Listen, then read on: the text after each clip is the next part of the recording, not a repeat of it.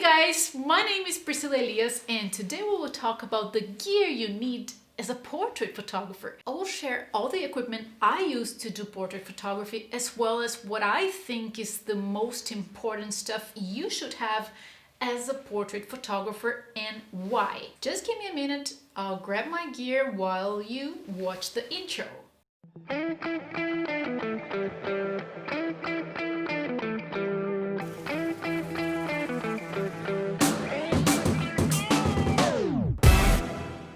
Portrait photography was the first type of photography I did when I first started as an amateur photographer about 10 years ago. It was also the type of photography I did when I first started working as a professional about 3 years ago. And even though I do other types of photos, it is still one of the main types of photos I do up to today. Throughout all these years, I've tested many different types of equipment until I got to the setup I have today. And I will tell you all I use in order for me to get to the photo result you see here in my videos and also on my Instagram. Also, before I forget, I will leave a link for each piece of gear I mentioned on this video down here in the description so you can check everything out after you watch this video. They are affiliate links, but you do not pay any extra for using them, even though you do help me to grow this channel in case you decide to buy something using the links, as Amazon will pay me a commission for your purchase. With that said, let's start it out. First things first, the camera. The main camera I use is not this one. This is my backup camera. It's an 80D. It was the first camera I had when I started to be more serious about photography. But the main camera I use not only for portrait photography, but for any photography and videos I do is the Canon 5D Mark IV, which is the camera I'm using right now to film this video. The Canon 5D Mark IV is not a mirrorless camera, and even though I would love to have an R5, my budget still does not allow me to do that. Maybe next year. I'm pretty happy with this camera though, and especially for photography, it is an awesome camera. For portrait photos, it is a hell of a camera and it never ever disappointed me. It is a full frame camera that takes amazing, sharp and very accurate photos. If you're starting out just now and you still haven't bought your camera though, I recommend you compare this to some other new models, as you might find some very nice models with upgraded functions that will be on a similar price range as this model. The second item I consider essential for good portrait photography is a prime lens. This does not mean you cannot do portrait photography with a zoom lens, but I really love the depth of field and the bokeh I can get out of a fast lens. My favorite lens for portraits is definitely the 85mm 1.8. I'm sure a 1.4 or a 1.2 would be even better, but this is the one I have and I'm very happy with the results I get from it.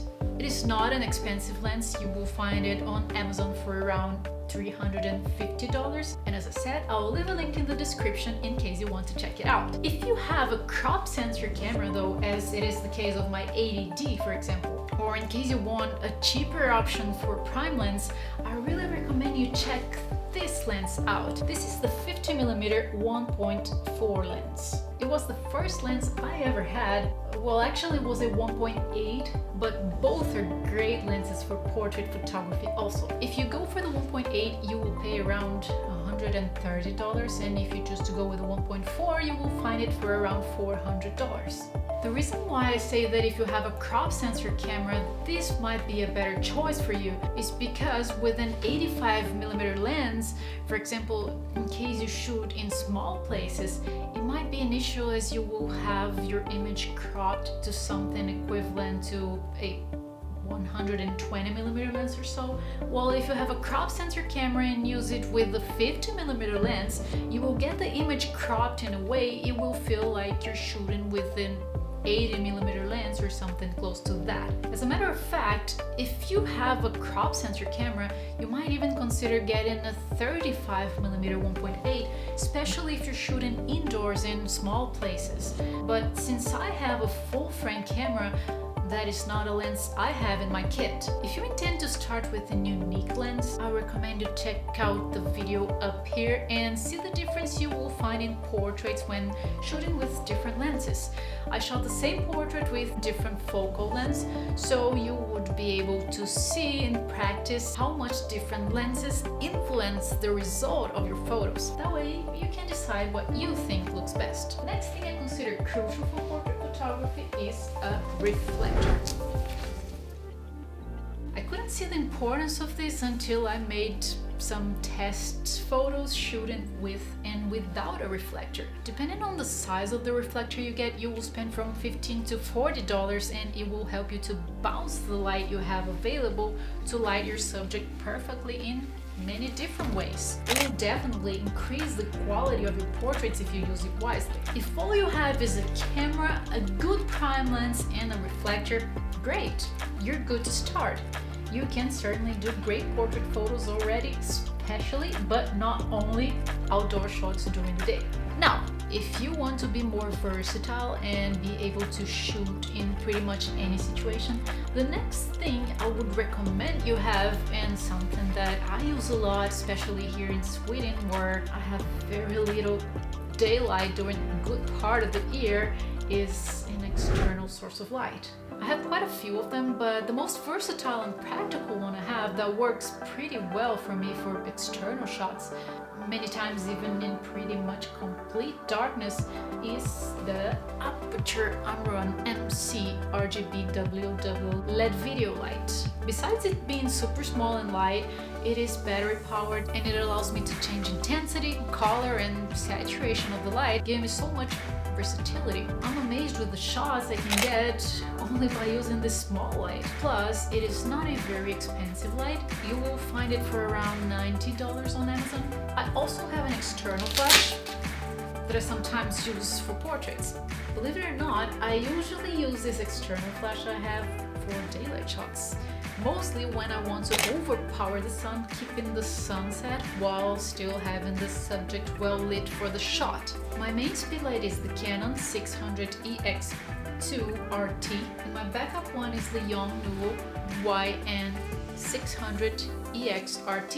You will find the Canon for around $500 and the Yongnuo for around $120. And in case you want to learn more about when and how to use this speedlight, I have an entire video where I talk about that, for which I'll leave a link up here and also in the description. And also, if you want to know what the differences between this Canon and the Yongnuo external flashes are, I also have a video talking about that, so check it out up here or by clicking in the link in the description as well. For my indoor shots, nowadays the light I use for my photos is the same I use for my videos, which is the Godox SL60W along with the 90cm newer Octabox. I used to use strobes with umbrellas, but I just think the continuous light is so much easier, especially because it's so much more versatile and easy to check the results on the go, you know? With the strobes and the umbrellas, I need to click and check. While with the continuous light, I can actually see what I'm getting just by looking on the screen before actually shooting. This is something I still use for my portrait shots, but pretty much only when I do outdoor shots. Then I use this with my external flash to have a softer and more diffused light when I want to light my subject to overpower the sun, as I just told you. Something I cannot live without for my portrait shots, especially but not only because I do many self-portraits, is a tripod. The tripod I use is not a hell of a tripod, but it does its job. I've been shooting with it for about 3 years now and it is still standing, so if you're on a budget and you don't want to spend much money on a tripod, this Endure, I'm not sure if this is how it is pronounced, it costs around $50 and I totally recommend it. Another important accessories are SD cards. Come on. Get out. I recommend you have at least 2 of these. I have around 10 of them, but it's because I also shoot a lot of videos and events, so I end up needing more of them. Most of my cards are 64GB ones and they're great for me. 2 cards of 32 gigabytes might be enough for you if you're not doing very long sessions though. I prefer having 2 smaller ones than having one big one. That way, if one of them fails, I still have another one to go. It is a safety measure. Also, something I use a lot, and a piece of gear I started using as soon as I started shooting portraits, is an external HD. Cats all over the place.